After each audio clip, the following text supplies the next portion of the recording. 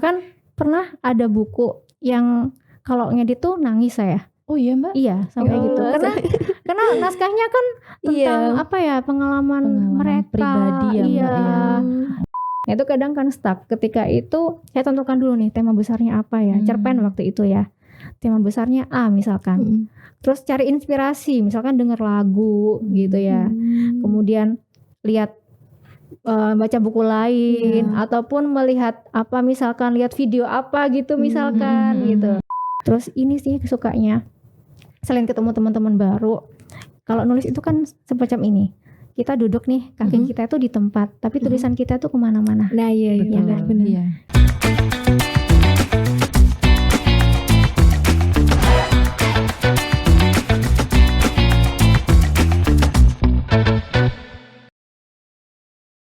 Halo Tribuners, apa kabar? Salam sehat, semoga selalu bahagia dan dalam lindungan Tuhan Yang Maha Esa. Hari ini Salma Gloria dan rekan saya Vika Saraswati menyapa Anda dalam podcast Cakap Sana Cakap Sini. Dan hari ini sudah bersama dengan kami seorang penulis buku yang andal, Titis Indrahayu Sarjana Gizi, yang akan berbagi wawasan dan pandangannya seputar proses kreatif di balik buku non-fiksi. Nah, mari kita sapa terlebih dahulu Tribuners. Assalamualaikum warahmatullahi wabarakatuh. Waalaikumsalam. Halo Mbak Titis, salam Vika. Apa kabar Mbak? Baik, alhamdulillah. Jadi apa nih Mbak kesibukan Mbak Titis sekarang? Oke. Sibuk banget gitu ya. Jadi saya ini adalah seorang ahli gizi. Saat ini di RSUD Sidoarjo Barat ya. Jadi di Sidoarjo.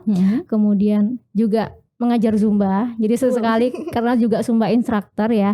Jadi juga mengajar Zumba dan memiliki writing project gitu. Nanti mungkin yang akan kita bahas di sini ya ke writing projectnya ya. Benar-benar. TS writing project ini adalah proyek menulis buku antologi. Jadi kita memfasilitasi lebih dari 100 penulis untuk membuat buku.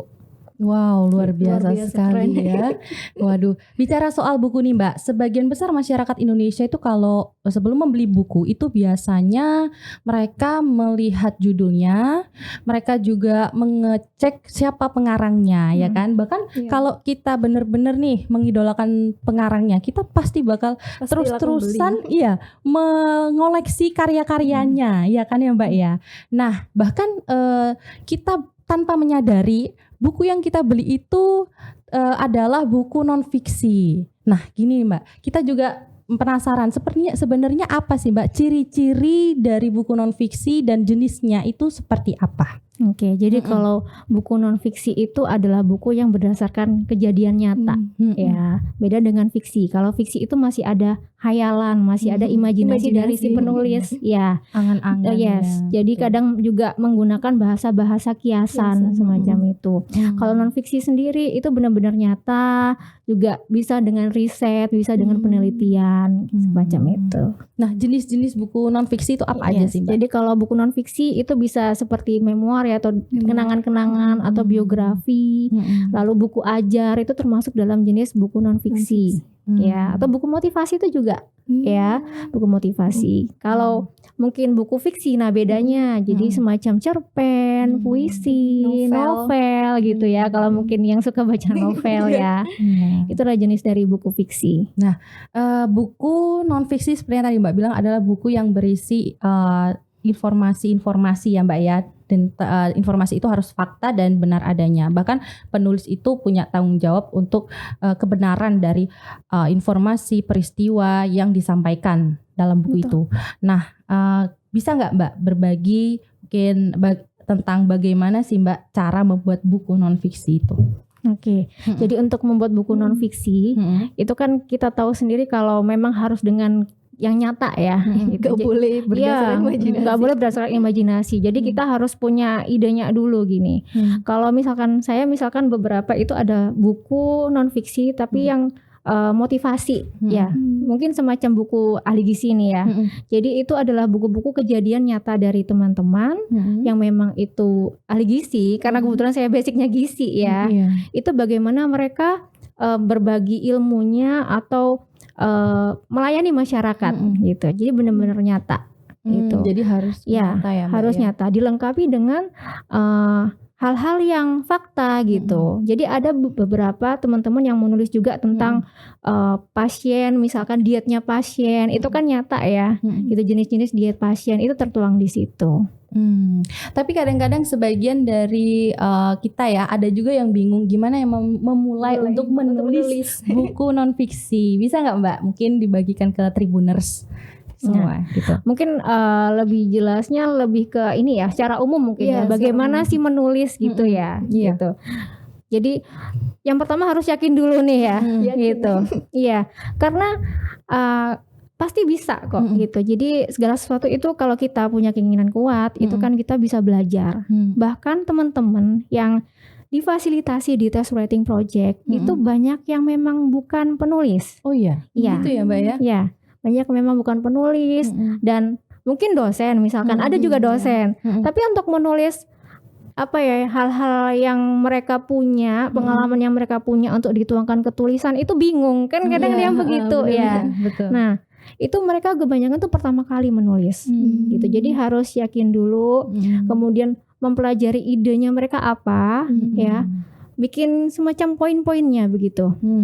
Jadi seperti daftar isi bukan Mbak? Ya, jadi semacam poinnya apa sih yang mau mereka tulis gitu. Ide besarnya apa dulu, baru dituang ke ide-ide kecilnya. Jadi awalnya misalkan nih kita tentang podcast gitu misalkan, katakanlah begitu. Oke, ide besarnya kita podcast. Ya. Nanti ide-ide kecilnya kita akan melakukan podcast A gitu. Kemudian kita akan melakukan pembicaraan ini gitu. Nanti akhirnya apa, podcastnya berhasil misalkan semacam itu. Jadi harus ada tema-tema kecilnya.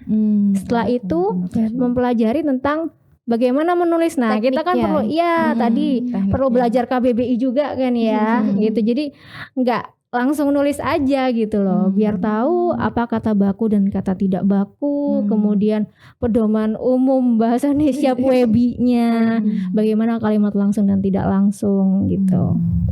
Nah, berarti kita harus membuat tema tadi ya Mbak ya, tema dan juga mungkin arahnya mau kemana, seperti itu. Basicnya nggak harus bisa nulis dulu ya berarti, yang penting yakin gitu ya Mbak. Iya, yang penting yakin dulu, karena memang kalau saya lihat teman-teman itu banyak yang awalnya belum pernah gitu loh, tapi ayo biar pernah, saya suka bilang kayak gitu ke teman-teman. Nah, poinnya berarti kita juga meskipun belum ada pengalaman nulis, kalau kita mau ya Mbak ya, dan kita berusaha, kita mungkin bisa dan latihan terus ya gitu. Jadi kita latihan terus, karena kalau nulis itu kan kita harus latihan membaca juga, sering membaca juga. Oh, orang ini, penulis ini, gaya bahasanya seperti ini gitu. Kita juga belajar dari situ. Tapi kan Mbak ya, kalaupun kita menulis hanya modal, oh ya aku mau, tapi kalau misalnya kita nggak menguasai bidang tersebut gimana Mbak? Bolehkah kita menulis buku non fiksi? Misalkan kita itu bukan orang dari gizi gitu ya Mbak, tapi kita mau ada niatan untuk menulis buku gizi, itu boleh nggak? Boleh nggak? Tapi kita nggak menguasai bidang gizi itu. Jadi gini, ketika kita mau berbagi sesuatu, kita setidaknya kan harus mengerti bidang tersebut. Jangan sampai apa yang mau kita bagi itu salah di yang menerima info itu gitu loh. Jadi ketika misalkan tadi kita umpamakan gizi ya, mau menulis tentang gizi tapi nggak tahu tentang gizi lah, mau nulis apanya gitu kan. Ya gitu. Kecuali kalau misalkan tadi kita bicara fiksi, nah beda lagi ya. Kalau fiksi itu kan tidak memiliki fakta-fakta tertentu gitu loh, kan bebas ya itu. Karena itu imajinasi dari pengarangnya. Itu imajinasi dari pengarangnya gitu. Tapi kalau misalkan tadi yang non fiksi yang harus ada tema faktanya, nah itu kita harus menguasai. Benar tuh. Tapi kalau misalnya nih Mbak, kita salah memberikan informasi dalam penulisan buku non fiksi ini, ada nggak sih Mbak sanksi yang berlaku bagi penulisnya begitu? Oke, sanksi yang berlaku bagi penulisnya. Jadi kalau sanksi itu kan katakanlah buku itu sudah ada gitu, tapi kan pasti sudah melalui proses-proses editor gitu ya. Editing ya Mbak ya? Pasti sudah melalui proses editing. Jadi kebetulan karena saya juga yang edit ya gitu, jadi kebetulan juga editor dari buku yang keluar di project juga. Ada juga sertifikasi editor. Jadi ketika editor itu tidak hanya KBBI dan PUEBI-nya aja gitu, tapi juga mempelajari apa isi dari tulisan itu gitu loh. Ketika tulisan itu keluar tapi salah, berarti editingnya gimana nih? Wow. Gitu. Jadi itu juga salah satu tugas editor, Mbak. Betul, apalagi kan biasanya buku non-fiksi ini dijadikan sebagai sumber referensi ya bagi bener. penulis misalnya untuk membuat karya tulis ilmiah, skripsi ya kan Mbak. Ya, Jadi kalau udah salah ya waduh nggak bisa ya. Salah terus ya nanti. Jadi akan bener. salah terus dan itu nggak bagus sih. Iya. Iya, waduh. Berarti harus benar-benar bertanggung jawab ya Mbak ya Iya. atas tulisannya. Nah, Kalau boleh cerita tentang kan ada buku tentang cerita ahli gizi tentang diet nih, misalnya yang di bukunya Test Writing Project itu Iya. kan ahli gizi cerita tentang gimana sih diet tapi dengan cara yang asik gitu ya. Itu juga ada teman-teman yang mencantumkan literatur, daftar pustaka. Nah itu kan kita harus cross-check juga ya. Bener nggak sih ini dia ambil literatur jurnal ini gitu. Kalau ketika ada salah penulisan ya tadi itu memang tugasnya editor. Jangan sampai ketika sudah terbit kemudian salah gitu. Jadi editor juga bertanggung jawab ya Mbak dalam proses editing. Jadi sebelum terbit buku itu harus benar-benar faktanya harus benar-benar nyata gitu. Iya, benar. Nah, gimana nih Mbak pandangan Mbak Titis tentang plagiarisme dalam dunia tulis menulis? Etikanya seperti apa nih Mbak? Kemudian ada nggak sih Mbak sanksi bagi para pelaku yang meng-copy paste ya kan? Jadi mereka itu benar-benar orang yang nggak bertanggung jawab gitu Mbak atas tulisan itu. Gimana menurut Mbak Titis? Jadi kalau plagiarisme, kalau saya sendiri mungkin ya sebagai penulis kemudian tiba-tiba ada yang tiba-tiba ada yang plagiat tulisan gitu kan ya pasti ada perasaan-perasaan kesel gitu ya, kesel gitu ya. Jengkel ya Mbak ya. Iya, apalagi kalau tulisan itu memang benar-benar apa ya, kita atur sedemikian rupa gitu kan, buah pemikiran kita sendiri gitu. Kalau untuk misalkan cara cek plagiarisme gitu ya, memang ada ya bisa lewat online, tetapi dengan catatan memang tulisannya itu masuk ke dunia maya, itu masuk ke internet gitu. Oh begitu. Tapi kalau Mbak Titis menyikapi itu bagaimana? Apakah mungkin Mbak Titis itu mungkin memanggil pihak yang tidak bertanggung jawab itu sehingga ya setidaknya memberikan teguran atau bagaimana? Kalau saya sendiri yang mengalami ya saya ajak ngobrol dulu sih pasti. Gitu. Iya. Mungkin apa tujuannya, niatnya mengambil, menyadur itu? Kadang orang itu bertindak itu menurut dia benar, tapi belum tentu benar. Misalkan Mbak Elma sebagai penulis, kemudian ada yang plagiat Mbak Elma. Sebenarnya saya tuh ngefans loh sama Mbak Elma. Oh, ada yang seperti itu ya Mbak ya? Ya, terinspirasi tapi caranya salah. Ya, terinspirasi tapi caranya salah. Itu kan bisa jadi seperti itu gitu. Oh begitu. Tapi kita harus tetap mendekatinya dulu gitu. Kita tetap harus ajak ngobrol gitu. Dan mengingatkannya ya bahwa perbuatannya itu sebenarnya nggak baik gitu. Waduh. Tapi kalau misalnya nih Mbak, kita sudah menulis buku non-fiksi, tapi kita kadang-kadang itu kayak, aduh ini pantas nggak ya diterbitkan, dipublish. Nah, itu kita kira-kira harus ngomong ke siapa dulu? Apakah kita harus langsung ke penerbit minor yang mungkin masih yang tahap yang kecil, atau nggak apa-apa sih kalau mau berani coba ke penerbit mayor? Begitu Mbak. Oke, kalau sekarang ini saya mainnya ke penerbit minor, ya, jadi belum penerbit mayor. Jadi memang kita punya apa ya, semacam apa sih pilihan kita mau ke minor atau ke mayor, ya. Kalau ke minor pertimbangannya memang kan tidak ada di toko buku lah ya, tidak dijual langsung gitu. Tetapi memang ada proses-proses. Mayor tidak segampang itu, katakanlah begitu. Ya, karena memang untuk masuk mayor pastikan mereka punya pertimbangan-pertimbangan, ada seleksi dan sebagainya. Gitu. Jadi dari penulis sendiri sih yang mau menentukan mau masuk minor atau mayor. Mungkin Mbak Elma atau Mbak Vika mau menulis ketika istilahnya mau cepat begitu ya, itu bisa masuk ke minor. Tapi begini, minor ataupun mayor, kita kan yang penting berkarya. Betul. Itu kan. Kalau saya mikirnya begini, minor atau mayor, yang penting adalah gimana sih ngasih manfaat tulisan kita ke orang lain. Gitu. Begitu ya Mbak ya. Yang penting kita memberikan manfaat dari hasil karya tulisan kita. Untuk para pembaca. Benar. Wow, luar biasa sekali Mbak Titis ini ya. Nah, dari tadi kita kan ngomongin soal buku non fiksi. Nah, kita juga pengen tahu nih sebenarnya buku fiksi ya, perbedaannya apa? Gimana, Fik? Kan kayak satu kesatuan ya, ada non fiksi, ada fiksi. Iya, tapi itu berbeda jauh gitu loh. Dari pembuatannya, dari isinya. Nah, kalau menurut Vika apa nih, Fik? Buku non fiksi itu, Fik? Buku fiksi. Buku fiksi. Mohon maaf. Tadi kayak yang udah disinggung Mbak Titis ya. Kalau buku fiksi itu kan lebih apa ya, Mbak ya? Berdasarkan nggak fakta, maksudnya boleh imajinasi, terserah penulisnya begitu ya Mbak. Nah ini kemudian kenapa sih Mbak kok buku fiksi itu menjadi lebih populer di kalangan pembaca gitu? Oke, karena kalau buku fiksi tadi imajinasi ya. Kebanyakan kita sukanya berimajinasi kali ya, ya nggak sih? Elba ya halu jadi kayak semacam sinetron laku gitu kan ya, gitu.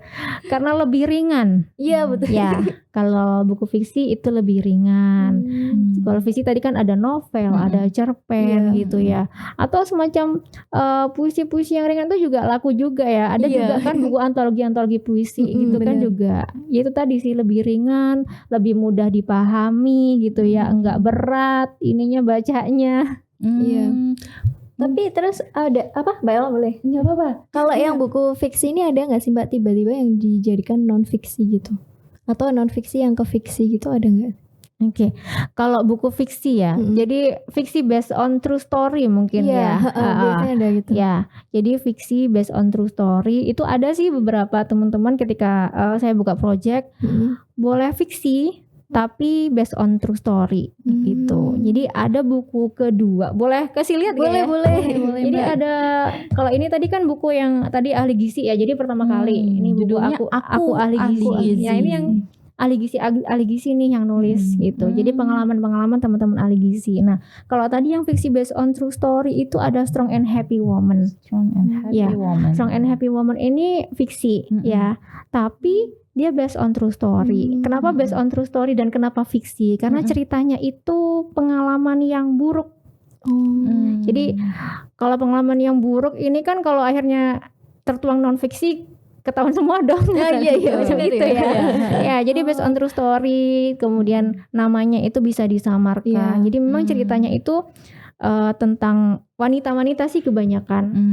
Ini ada 18 wanita dan satu laki-laki. Ada satu laki-laki yang nyempil di sini. Wow. Jadi mereka pengalaman dalam mengalami momen buruk dalam hidupnya. Ada yang postpartum depression, ada yang depresi. Cowok ya, yang cowok depresi gitu. Jadi sampai ke psikiater gitu. Kemudian pengalaman-pengalaman yang ketika mencari jati diri gitu. Mungkin kalau fiksi itu lebih disukai ya para pembaca itu karena mungkin ada relate juga dengan kehidupan para pembacanya ya Mbak. Iya benar. Mungkin ada yang memiliki pengalaman yang sama dengan para penulis itu. Iya, jadi kadang wah ini saya banget ini nih gitu ya. Aku banget ya. Aku banget nih gitu. Kalau untuk genre-nya itu apa aja sih Mbak biasa yang ditemukan di buku fiksi? Kalau saya sih suka romance ya kan. Enggak remaja. Banyak kan remaja suka romance ya. Masih remaja berarti. Masih remaja. Ya, kalau genrenya kan ada tuh buku dongeng anak-anak juga ada. Ada yang misteri atau horror thriller gitu ya. Ada romance juga. Gitu, macam-macam. Nah, kemudian apa perbedaan fiksi konvensional dan kontemporer nih, Mbak? Oke. Fiksi yang konvensional ini ya lebih baku ya. Iya, jadi kata-katanya baku gitu. Jadi semacam ini. Ada kan kita temukan yang fiksi yang memang bahasanya kayak lo gue gitu. Nah, ya. Tapi bahasa Jaksel. Bahasanya yang lebih luas gitu ya. Tapi ada juga yang bahasanya itu saya, kamu gitu ya. Kemudian ditata juga menurut KBBI-nya, PMI-nya, jadi lebih baku gitu yang konvensional. Tapi kalau untuk seperti itu ya Mbak ya, itu ditentukan oleh misalnya penerbitnya, misal kami hanya menerima buku fiksi yang begini gitu, yang dengan konsep yang seperti ini, itu ada nggak Mbak? Mereka memilih-milih. Nah ternyata ada, Vic. Jadi gimana ada itu, Mbak? Namanya itu gaya selingkung gitu. Gaya selingkuh ya. Ya, Bukan jadi selingkuh ya. bukan. Jangan. Sudah beda arti itu. Nanti kita beda lagi nih pembahasan. Iya. Jadi kalau selingkuh itu semacam ketentuan yang dimiliki penerbit. Jadi penerbit itu memiliki selingkuh tertentu. Dia itu penulisannya seperti ini gitu. Kayak misalnya gini, kayak misalnya di dalam dialog itu ya, kalau misalnya kata asing itu tidak usah cetak miring, katakanlah gitu. Atau misalkan kalau kata-kata apa ya, yang tidak baku itu nggak usah cetak miring, misalkan dalam dialog seperti itu. Tapi ada penerbit yang ya harus baku ya baku gitu kan. Ada yang semacam itu namanya selingkuh. Jadi ketentuan penerbit itu sendiri. Dan juga berarti penulisnya harus mengikuti ya ketentuan dari penerbit itu sendiri ya. Gitu. Nah ini Mbak, ada salah satu contoh fiksi kontemporer tuh novel grafis. Mbak Tis pernah tahu ya? Nah itu kalau novel grafis tuh apa sih bedanya sama novel biasa? Novel grafis yang memiliki bergambar ya. Seperti komik, cuman dia tuh nggak berseri yang banyak gitu ya. Udah bisa selesai ceritanya. Kalau novel grafis itu seperti apa ya, yang dia memiliki ilustrasi gitu ya. Ada panel-panelnya gitu. Gitu. Jadi dia memiliki ilustrasi tertentu gitu. Nah, yang menggambarkan sesuai alur ceritanya. Dan itu beda ya kayak sama novel ya. Kalau novel kan teks ya, lebih ke teks gitu. Berarti kalau itu namanya apa Mbak? Kalau sudah ada novel grafis. Grafis. Sepertinya Mbak Vika ini kepengen ini deh. Jiwa menulisnya ada nih sepertinya ya. Iya, bisa ditingkatkan itu Vika. Kemudian gimana sih Mbak, kalau tadi kan kalau Mbak Elma pingin bikin buku non fiksi nih, saya mau nulis fiksi nih Mbak. Apakah lebih maksudnya peraturannya tidak terlalu ketat buku non fiksi? Oke. Kalau buku fiksi kan memang imajinatif ya. Kalau misalkan dalam bentuk novel itu kan yang penting unsur-unsurnya ya. Pasti kan ada latar belakang ceritanya, dari waktu, tokohnya ya, semacam itu. Kalau fiksi itu unsur-unsur dalam fiksi yang tidak ada di non fiksi gitu. Terus tergantung lagi mau fiksinya semacam apa, mau sekedar cerpen yang dalam bentuk antologi kah, itu kan beda lagi. Kalau antologi itu kan cerpen gitu dikumpulkan dalam satu buku. Kalau novel berarti kan dia runtutan ya. Gitu. Nah sekarang itu Mbak, apa tips agar baca buku non fiksi dan fiksi biar lebih seru dan nggak ngantuk, nggak jenuh, apalagi non fiksi ya. Iya, aduh itu berat banget ya. Aduh butuh energi. Tips baca buku ya. Tips baca buku, satu harus punya bukunya dulu. Harus pegang bukunya dulu. Oke. Tipsnya itu apa sih, kemauan ya pastinya. Dari niat dulu ya. Kalau dari awalnya nggak ada niat untuk ini pasti nggak jalan. Kemudian bikin rutinitas ya. Jadi siapkan waktu khusus untuk memang membaca buku itu. Tentunya waktu-waktu yang dirasa tidak jam sibuk ya. Kalau misalkan pulang kerja udah ngantuk gitu kan, capek ya kan gitu. Betul, atau misalkan punya waktu pagi misalkan nih sudah selesai mau berangkat kerja, sempatkanlah misalkan 2 halaman atau 2 lembar gitu. Jadi nggak langsung gitu ya. Gitu. Iya, seperti aku kalau baca buku kayak gitu, diirit-irit. Tapi ada loh orang yang kayak suka baca buku banget tuh dalam hitungan jam udah selesai semua itu. Nah, jadi kalau memang punya waktu lebih boleh sekalian dihabisin aja gitu, nggak irit-irit gitu. Kalau ada waktu libur, apalagi kan dimanfaatkan. Kayak daya literasi maksudnya di negara ini kan masih rendah gini Mbak. Sekalian kayak bagaimana sih cara meningkatkan minat kita untuk membaca. Nah, meningkatkan minat untuk membaca ya. Jadi tadi punya bukunya, kemudian siapkan waktu, rutinitas ya. Dan yang paling penting sih baca yang apa kita sukai dulu. Ya, kalau misalkan tadi Mbak Elma suka buka apa nih misalkan? Kalau aku sih suka novel romantis Mbak. Nah, suka novel romantis. Jadi dimulai dari yang kita suka dulu ya. Ketika kita sudah terbiasa misalkan novel romantis, oke, kita akan beralih ke bacaan yang lebih berat lainnya misalkan gitu. Tapi kalau misalkan Mbak Elma sukanya novel romantis nih, tapi terus dijejelin misalkan atau diberi buku-buku yang berat, akhirnya malas baca nih. Nah gitu. Wow. Dan ini ya biasanya habis baca nih Mbak, saya tuh suka kayak ngeresensi buku gitu. Itu gimana sih Mbak kayak tipsnya ngeresensi buku yang mudah gitu? Oke, bikin resensi buku ya. Suka ini berarti bikin ulasan gitu nggak sih? Supaya kayak teman-teman yang lain mungkin yang belum tahu buku itu jadi ingin baca gitu kan. Tipsnya, oke, tips ngeresensi buku, ambil tema menariknya dalam buku itu ya. Jadi sekarang juga banyak sih ya kayak di sosmed itu kan ngeresensi buku gitu kan. Juga ada akun-akun khusus yang untuk meresensi kan juga ada nih gitu kan. Itu bisa dari ambil tema yang paling menariknya agar orang lain itu mau ikut baca bukunya juga gitu. Itu juga salah satu tips tadi meningkatkan literasi tadi ya di Indonesia ya.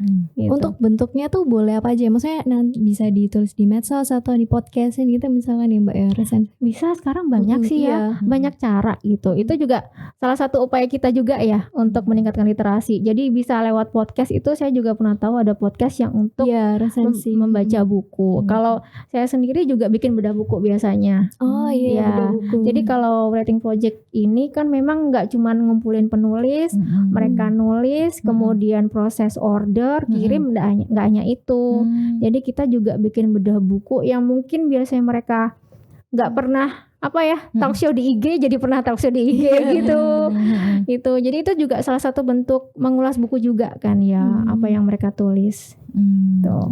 Udah Mbak El, ada ini satu hal yang aku penasaran nih Mbak, kayak misal kita udah nerbitin buku, apa ini pendapatan itu loh apa namanya? Royalti. Iya, royaltinya ini gimana sih Mbak, kayak apa pembagiannya mungkin ya antara penulis dengan penerbitnya seperti apa gitu. Aduh, rahasia negara nih berarti. Yang umum aja ya mungkin ya kayak seperti apa? Bercanda. Oke, jadi kalau royalti ya, kalau royalti itu memang ada banyak macamnya gitu. Jadi ketika mungkin Mbak Elma ataupun Mbak Vika kepengen menulis, ketika memilih penerbit itu harus cari tahu dulu bagaimana sistem royaltinya. Karena macam-macam ya. Misalkan ada yang berapa persen gitu, kemudian pembagiannya setelah berapa bulan itu kan ada sendiri ya. Juga bisa juga misalkan sistem putus ya misalkan sistem putus juga bisa. Jadi misalkan berapa eksemplar kemudian terjual baru dapat pendapatannya semacam itu. Tapi kalau penulis baru itu biasanya udah bisa dapat royalti kan Mbak? Atau memang dong? Iya dapat. Iya kan dia sudah membuang itu energi. Penerbitnya maksudnya mayor atau minor tetap sama. Tetap sama. Iya. Tetap sama. Yang beda kan sebenarnya penerbitnya besar atau kecil gitu aja kan ya. Iya sama besarannya ya. Besaran royaltinya itu tadi. Seperti Gramedia contohnya itu penerbit mayor gitu. Tapi kita mau ini nih Mbak, penasaran nih. Ini bagaimana Mbak cara pesan buku dari TIS Writing Project ini? Jadi mungkin Tribuners juga ingin membeli, ya kan? Jadi bagaimana cara menghubungi Mbak Titis mungkin? Jadi kalau untuk TIS Writing Project itu bisa di @TEAS Writing Project ya. Kita ada Instagramnya ya. Di TEAZ Writing Project gitu ya. Itu jadi ada kontaknya di situ, ada kontak admin di situ. Itu bisa pesannya lewat adminnya itu. Lewat IG bisa. Itu untuk semua bukunya ya Mbak ya? Iya. Kalau misal ikut kelasnya mungkin ya? Bisa. Boleh jadi kalau sekarang ini lagi proyek ke-7 ya. Jadi temanya itu saya upayakan berbeda-beda memang. Kalau yang ini itu kan memang tentang gizi gitu ya. Kemudian yang kedua itu tentang tadi yang depresi gitu ya. Yang ketiga itu karena kita pandemi ya. Jadi bikin juga buku tentang pandemi. Wah, itu ya idenya benar-benar luar biasa. Mencoba banyak hal. Gini loh. Kan ada pandemi ya. Nanti kalau udah nggak pandemi, kemarin sempat pandemi. Nanti ada lagi tentang self love ya. Kalau ini Goodbye Insecurity ini self love. Jadi tentang insecurity yang teman-teman dialami oleh semua orang mungkin ya Mbak ya. Kalau ini gizi sih sama. Ini tentang diet. Yang terakhir ini tentang healthy body, mind and soul. Sama sih, hampir sama ya, sehat jiwa raga. Yang ketujuh beda lagi, parenting. Wow. Tiap project beda. Jadi setelah ketemu bukan komunitas ya, setelah ketemu teman-teman penulis yang dari ahli gizi, nanti ketemu teman-teman penulis yang tentang depresi kan auranya beda ya. Iya. Kalau yang tentang depresi mungkin lebih ke curhat emosional ya. Gitu. Bahkan pernah ada buku yang kalau ngedit tuh nangis saya. Oh iya Mbak? Iya sampai gitu. Karena naskahnya kan tentang apa ya pengalaman mereka pribadi ya Mbak ya. Itu sampai masuk gitu. Pernah waktu itu ada buku keempat kalau nggak salah waktu itu saya kena COVID ya. Kena COVID saya stop, gak mau stop dulu ya. Karena kalau sedang sakit kan harus jaga imun juga ya. Kalau ketika emosinya drop, wah. Dan mungkin kalau lagi sakit kan nggak ingin menulis ya, inginnya istirahat mungkin pada saat itu. Gitu. Waduh ya. Berarti ada satu lagi nih Mbak, mungkin kayak suka dukanya saat menulis nih Mbak. Kan kalau tadi itu saking menghayatinya bahkan sampai menangis gitu ya Mbak. Iya. Nah kalau misal ngomongin dukanya, mungkin pernah nggak sih ada stuck gitu ya, stuck ide saat menulis tuh pernah nggak sih? Pernah ada stuck ya. Pernah. Jadi idenya kayak apa ya, kayak macet gitu ya. Gitu. Kayak kalau disebut sih teman-teman penulis tuh apa ya, ngeblok gitu rasanya. Terus kayak gimana mengatasi Mbak ketika stuck itu? Jadi Mbak pernah ketika waktu itu ada deadline gitu ya. Deadline. Jadi gini, saya nulis bukan hanya untuk test writing project, tapi saya juga senang belajar sama project-project yang lain. Gitu. Jadi ikut deadline-nya mereka juga gitu ya. Nah itu kadang kan stuck. Ketika itu saya tentukan dulu nih tema besarnya apa ya. Cerpen waktu itu ya. Tema besarnya A misalkan. Terus cari inspirasi, misalkan denger lagu gitu ya.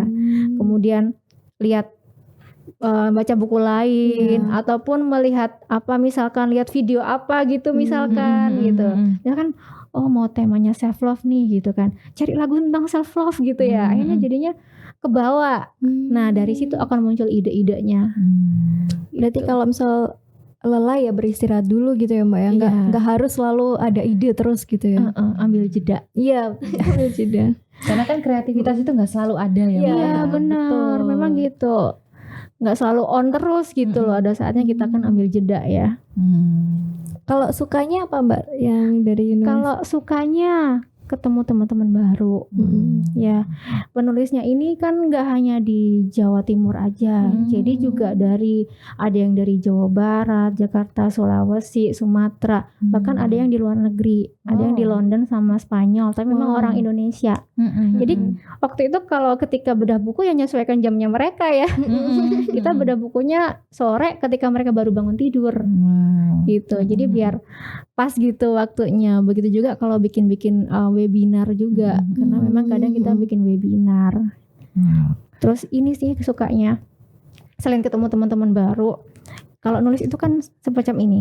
Kita duduk nih, kaki kita tuh di tempat, tapi tulisan kita tuh kemana-mana. Nah iya kan? Benar. Gitu, tulisan kita tuh jalan-jalan kemana-mana gitu. Jadi kalau mau belajar buku, kalaupun di luar negeri ya tetap bisa belajar buku sama Mbak. Tetap bisa terhubung gitu loh. Apalagi dunia sekarang ya, dipermudah kita. Iya betul sekali. Udah, Mbak Elva? Sudah. Oke, nah Tribuners, mungkin dari sesi ngobrol kita pada hari ini yang bisa saya simpulkan bahwa baik buku fiksi atau non fiksi itu tergantung kepada selera pembaca juga ya. Mau baca buku fiksi ya silakan, mau non fiksi ya silakan. Nah, tapi yang penting adalah bagi kalian semua Tribuners yang mungkin mau nulis buku, yang penting itu ada keyakinan dulu, dan habis itu pasti akan mengikuti ya semuanya, kayak maksudnya teknik menulis dan semuanya. Dan jangan lupa yang pesan pentingnya adalah bahwa kita tuh harus menulis supaya bisa menebarkan manfaat ya. Iya benar banget, menebarkan manfaat. Mengembangkan kemampuan diri juga, kemampuan menulis kita juga begitu. Nah semoga apa yang kita bicarakan hari ini bisa kalian ambil hal-hal positifnya. Saya Vika Saraswati dan Mbak Elma mengucapkan terima kasih kepada Mbak Titis yang sudah hadir hari ini. Sama-sama. Aku boleh kasih hadiah sedikit nggak buat Mbak Vika sama Mbak Elma? Iya. Ada buku nih, tapi bukunya berbeda gitu ya. Dia ada buku yang cerita lagi tentang dia dan Hello Healthy Body. Boleh saling rundingan sendiri deh itu yang mana. Nanti kan pinjem bisa. Iya, mulai bisa saling pinjam. Terima Semoga kasih banyak ya bermanfaat Mbak ya. Salam sehat untuk keluarga di rumah. Salam sehat Semoga juga. Mbak Titis ini semakin sukses. Iya, karyanya semakin lebih banyak lagi gitu Amin. ya. Begitu juga doa baik untuk Mbak Elma dan Mbak Vika. Amin. Selalu sehat dan selalu Siap, sukses. Mbak. Tribuners, selesai sudah podcast kita pada hari ini. Saya Vika Saraswati dan Elma pamit undur diri. Assalamualaikum warahmatullahi wabarakatuh. Selamat sore.